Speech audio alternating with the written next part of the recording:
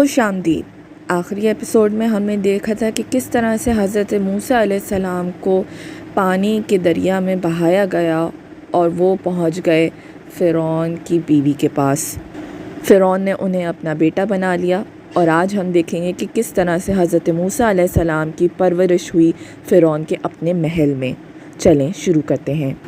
حضرت موسیٰ علیہ السلام ایجپٹ کے شہزادے کی حیثیت سے محل میں ان کی پرورش کی گئی، انہیں بہترین تعلیم دی گئی اور انہیں شاہانہ حیثیت دی گئی، لیکن اندر ہی اندر انہیں یہ بات معلوم تھی کہ وہ بنی اسرائیل میں سے ہیں۔ وہ ہر وقت یہ سوچتے رہتے تھے کہ میں کبھی نہیں بھولوں گا میں جہاں سے آیا ہوں۔ ایک دفعہ حضرت موسیٰ علیہ السلام شہر گھوم رہے تھے جب انہوں نے ایک ایسا منظر دیکھا جس نے اسے تنگ اور پریشان کر دیا۔ انہوں نے دیکھا کہ ایک بھرے ہوئے ایجپٹ کے بازار میں جہاں شہری اور خریدار موجود ہیں، وہاں پر ایک مالک اپنے نوکر کو جو بنی اسرائیل میں سے تھا اس کو مار رہا تھا، اس کی تذلیل کر رہا تھا، اس کو تکلیف پہنچا رہا تھا۔ یہ منظر دیکھ کے حضرت موسیٰ سے چپ نہ رہا گیا اور وہ بول اٹھے، رکو، یہ تم کیا کر رہے ہو؟ اسے کیوں مار رہے ہو؟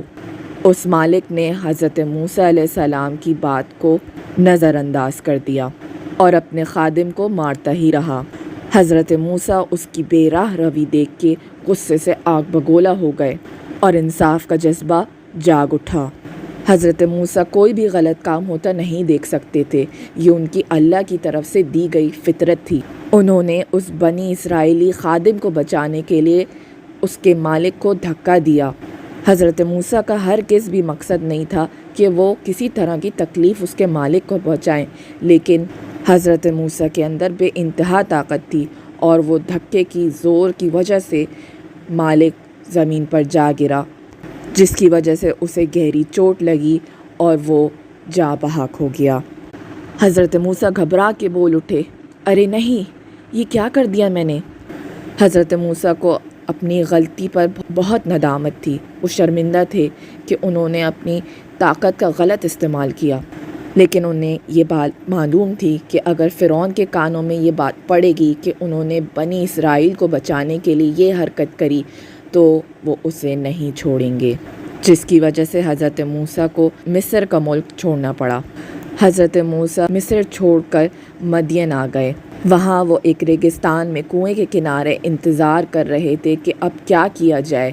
سوچ بچار کر ہی رہے تھے کہ انہوں نے کچھ چرواہوں کو دیکھا جو کنویں سے پانی نکال رہے تھے اور عورتوں کو تکلیف پہنچا رہے تھے کیونکہ انہیں پانی نکالنے کا موقع نہیں مل رہا تھا اپنے مویشیوں کے لیے۔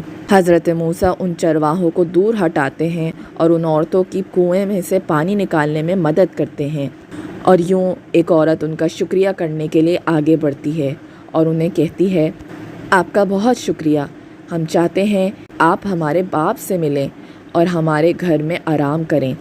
وہ عورت انہیں اپنے ساتھ گھر لے جاتی ہے۔ پورے راستے حضرت موسیٰ اپنا سر جھکائے پیچھے پیچھے چلتے ہیں اور ان کے باپ سے جا کے ملتے ہیں جو کہ حضرت شعیب علیہ السلام تھے۔ حضرت شعیب علیہ السلام حضرت موسیٰ کو دیکھتے ہی سمجھ جاتے ہیں کہ بہت ہی کوئی نیک انسان ہے جس نے میری بیٹیوں کی مدد کی۔ حضرت شعیب علیہ السلام حضرت موسیٰ سے مل کے بہت خوش ہوتے ہیں اور کہتے ہیں، تمہارا خوش آمدید موسیٰ، تم جتنے دن چاہو یہاں رہ سکتے ہو، تمہیں کھانے پینے اور رہنے کی یہاں کوئی تکلیف نہیں ہوگی۔ اور یوں حضرت موسیٰ علیہ السلام کی ایک نئی زندگی کا آغاز ہوتا ہے مدین میں۔ وہ وہاں چرواہے کا کام کرتے ہیں جو انہیں حضرت شعیب علیہ السلام سکھاتے ہیں۔ وہاں رہ کے انہیں بہت ہی خوشی کا احساس ہوتا ہے اور یہ زندگی انہیں مصر کی قید کی زندگی سے بہتر لگتی ہے، لیکن ابھی حضرت موسیٰ علیہ السلام کو اس بات کا احساس نہیں تھا کہ ان کی نبوت کا سفر ابھی شروع ہونے والا ہے اور اللہ نے ان کے لیے بہت بڑے بڑے کام چن رکھے ہیں۔